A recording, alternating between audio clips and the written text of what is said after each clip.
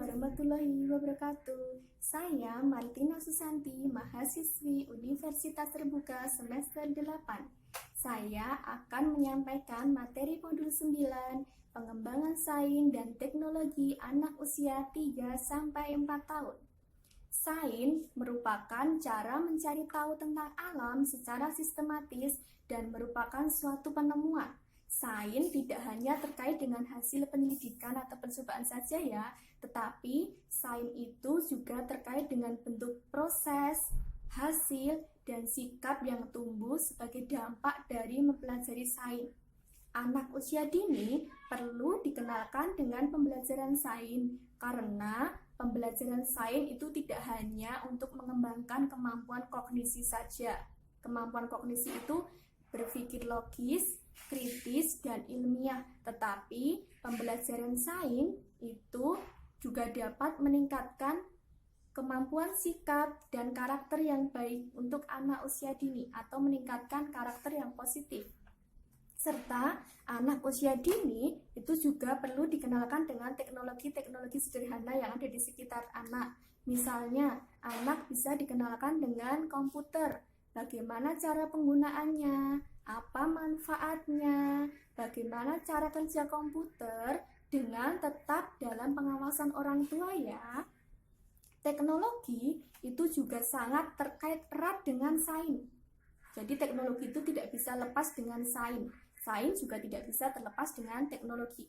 Ada berbagai metode pembelajaran yang dapat kita lakukan untuk meningkatkan kemampuan sains dan teknologi anak usia dini. Yang pertama ada metode observasi, yaitu mendapatkan pengetahuan dengan mengamati alam sekitar dan menyerap informasinya menggunakan seluruh panca inderanya. Contoh kegiatannya yaitu anak diajak untuk mengamati lalat atau semut dengan tujuan agar anak dapat mengetahui bagian-bagian dari hewan tersebut.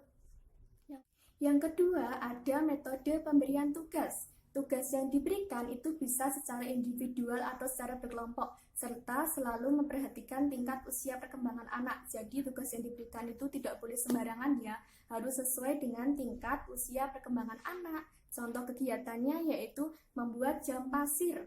Nah, dari kegiatan tersebut, maka anak dapat mengerti konsep waktu.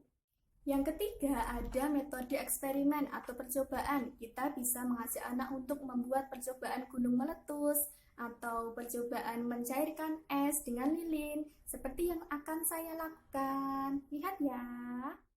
Yang kita gunakan, yang pertama, piring kecil. Yang kedua, es batu, boleh bentuk apa saja ya. Lilin, korek api, serta ini buat penyangga, bebas penyangganya. Yang pertama, kita nyalakan lilin dengan korek. Nah, kemudian kita letakkan es di atas piring. Kita lihat apa yang terjadi. Perubahan wujud benda dari yang padat menjadi cair. Setelah beberapa waktu, maka es berubah menjadi cair atau mencair. Kegiatan ini dapat kita lakukan tetap dengan pengawasan orang tua ya. Es akan tetap mencair meskipun tidak dipanaskan atau dibiarkan saja, tidak dimasukkan dalam kulkas atau freezer. Tetapi ketika dipanaskan, maka es akan berubah wujud menjadi cair dengan lebih cepat. Perubahan wujudnya akan terlihat lebih cepat. Nah, dari kegiatan eksperimen yang saya lakukan tadi, itu dapat kita lakukan misalnya ketika tema air, udara, api, subtema air, tujuannya untuk mengenalkan kepada anak perubahan wujud benda dari yang padat menjadi cair atau mencair. Konsep sainsnya yaitu perubahan wujud benda. Demikian yang dapat saya sampaikan. Terima kasih. Wassalamualaikum warahmatullahi wabarakatuh.